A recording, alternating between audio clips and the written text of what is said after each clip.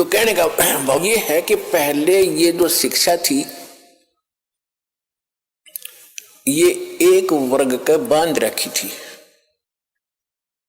और अन्य अशिक्षित थे। परमात्मा ने इसलिए इस बुराई को अन्य समाज में नहीं जाने दे दिया कि ये कत्ती घर के रहेंगे ना घाट के। आज ब्राह्मणों को देख लो, जो भी पंडिताई करता उसका सर्वनाश हो रहा है। जो भी ब्राह्मण बना करता लास्ट में ब्राह्मणी होगी इसकी ये हमने खूब देखा हुआ। ब्राह्मण मतलब ये नहीं कोई जाति कास्ट ब्राह्मण नहीं है, क्योंकि हमने ज्ञान से उठना ऊपर। इन संसारिक जो बंधन हैं, सीमाएं हैं, ये ज्ञान से अपने आप टूट जाएंगी। मेरे पूज्य गुरुदेव जी स्वामी राम देवानंद जी, ये इसी हरियाणा के रहने वाले, दादरी के पास एक 45 गांव है। तो परमात्मा ने मेरे पूज्य गुरुदेव जी जो ब्राह्मण थे, जाति से ब्राह्मण थे, कर्म ब्राह्मण नहीं था।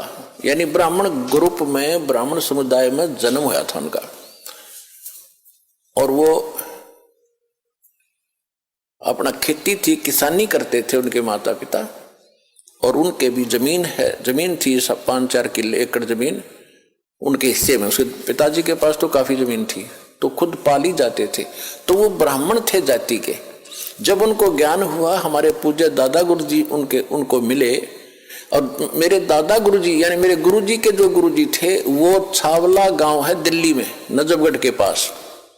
उस छावला गांव के वो जाट थे। और उन्होंने फिर काशी विद्यापीठ में, उसके बाद फिर ये हल्की हो गई थी। मतलब जैसे हमारे गुरुजी जो थे, हमारे दादा गुरुजी जाट थे और हमारे दादा गुरुजी के जो गुरुजी थे वो भी ब्राह्मण थे। और वो काशी विद्यापीठ वो पढ़ नहीं सके, उसने उन बच्चे को अपना गोद लेकर यानी अपना शिष्य बनाकर सर्टिफिकेट बना के भेजा कि काशी विद्यापीठ में पढ़ का। तो हमारे दादा गुरुजी थे वो काशी विद्यापीठ में 4 विषय के आचार्य बन गए। और उसके बाद फिर मेरे दादा गुरुजी को पंडित चिदानंद नाम था उनका, चिदानंद जी महाराज।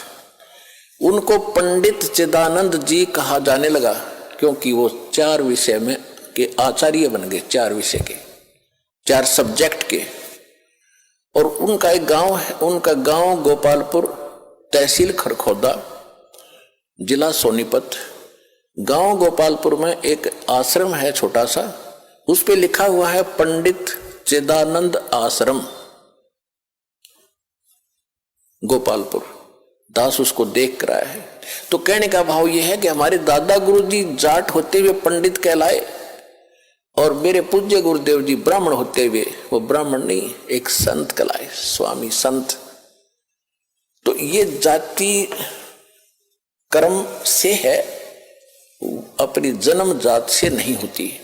जैसे आज कोई भी लड़का, जैसे हमने देखा एक जाट और जहां दास सर्विस करता था नहर विभाग में, वहां चिनाई का काम करता था, राजमिस्त्री कहलाता था, राजमिस्त्री। और गांव में भी उसने राजमिस्त्री कहते थे, जाट होते हुए भी। तो इसी प्रकार एक ब्राह्मण का लड़का दिल्ली में नाई की दुकान खोल रहा है, बार्बर, तो उसको राजेश बार्बर कहते हैं, जबकि वो पंडित है वर्ण से, लेकिन कर्म से वो बार्बर नाई कहलाता है। तो इसी प्रकार हमारी ये जातियां बनती चलेगी, ग्रुप बन गए। फिर क्योंकि पहले व्यवसाय परंपरागत होते थे और उसी परंपरा में विवाह होना इसलिए कंपलसरी था, क्योंकि जैसे जाट की लड़की और कुम्हार का बैदी, तो जाट का व्यवसाय कुछ और है और कुम्हार का कुछ और, जाते सारे बर्तन फोड़ेगी। और कुम्हार की लड़की कुम्हार के ब्याह जा, तो उसको पहले ट्रेनिंग होती है उस काम की, वो ठीक जाते ही रलमिल हो जाती थी।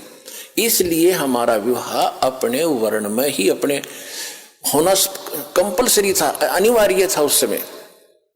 इसी तरह किसान की लड़की किसान के ब्याह जाती थी, तो वो काम से पहले ट्रेंड होती थी, झगड़े ना बढ़ते, काम खराब नहीं होते थे। तो अब समय बदल गया है, व्यवसाय भी काफी बदल गया है। तो इसमें अगर इंटरकास्ट शादी होती है तो कोई दिक्कत नहीं, क्योंकि हम मनुष्य हैं, हम एक पिता के बच्चे हैं और हमारा एक ही उद्देश्य है, यहाँ से मोक्ष कराना। और सतलोक जाना, वहां कोई झगड़ा ही कोई नहीं। तो इस प्रकार हमने इस काल के जाल को काटना है, हर तरह से इसको कंडम करना है, सच्चाई को ऊपर लाना है। तो इसलिए ये विद्या जो थी ये सीमित होकर रह गई, और परमात्मा ने ये इसलिए आपको नहीं दी, आने दिया आप तक, क्योंकि वो पीक टाइम नहीं आया था, प्राइम टाइम नहीं आया था जिसमें आपको पार करना था। वो कब करना था? परमेश्वर ने काल से कहा था, जब काल की और परमेश्वर कबीर जी की गोष्ठी हुई थी प्रथम सतयुग में। जब सारी बात हो गई कि आप किस लिए आए हो सतलोक से, अपने परमात्मा ने अपना रूप बदल रखा था, अपने पुत्र जोगजीत का रूप बना रखा था। और ये जो काल है ये भी उस परमात्मा का 17वां पुत्र है, ये उसका 17वां पुत्र है। और इसने वहां गलती कर दी थी जिस कारण से इसको निष्कासित कर दिया। हमने भी गलती की थी, जितने भी प्राणी, चींटी, हाथी, मकोड़े, कीड़े, पशु पक्षी, ब्रह्मा विष्णु महेश और हम राजे महाराजे, ये सभी वहीं रहते थे सतलोक में। एक जैसा वहां पर हमारा शरीर था, एक जैसा खान पान था, एक जैसा सुख था। तो हम अपनी गलती से इस कंगाल के साथ आ गए। यहाँ कुछ भी चीज पूरी नहीं, हर समय हर एक चीज का अभाव रहता है।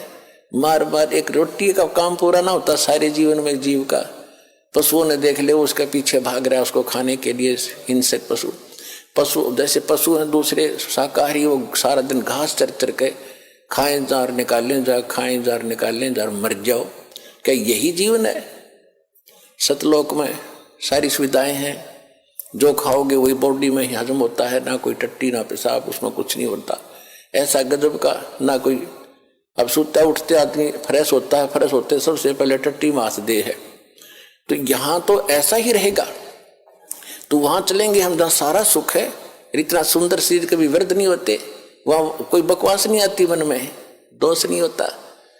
जब आत्मा निर्मल हो जाती है, विकार होते ही नहीं, बकवाद करने की इच्छा ही नहीं बनती। तो ज्ञान से अब परमात्मा ने ये शिक्षा इसलिए दी हमारे को कि हम जो मैं बताऊंगा, परमात्मा के ने कहा था कि जो ज्ञान हम देंगे फिर हम अपना एक दास भेजेंगे। वो तो ज्ञान परमात्मा 600 वर्ष पहले सतगुरु रूप में दे गए थे, कबीर भगवान कबीर वाणी के माध्यम से। कबीर सागर, कबीर बीजक, कबीर शब्दावली, कबीर साखी, इस तरह उन्होंने कई भागों में बांट रखा है, बाद में प्रिंट करने वालों। बाकी ये सभी कबीर वाणी है, जिसके विषय में गीता अध्याय नंबर 4 के श्लोक नंबर 32 में कहा कि वो परमात्मा स्वयं अपने मुख कमल से जो ज्ञान देता है उसमें यज्ञ यानी धार्मिक अनुष्ठानों की जानकारी विस्तार के साथ बताता है, और उसको जानने के बाद सब कर्मों से मुक्त हो जाता है। चौथे अध्याय के 34वें श्लोक में कहा कि उस ज्ञान को तत्वदर्शी संतों के पास जाकर समझ। तो कहने का भाव यह है कि परमात्मा ने 600 वर्ष पहले आकर ये तत्व ज्ञान बताया था। तो जब काल से बात हुई थी और परमात्मा अपने जोगजीत पुत्र के रूप में आए थे, जब काल के लोक में प्रवेश किया, किस लिए आए थे?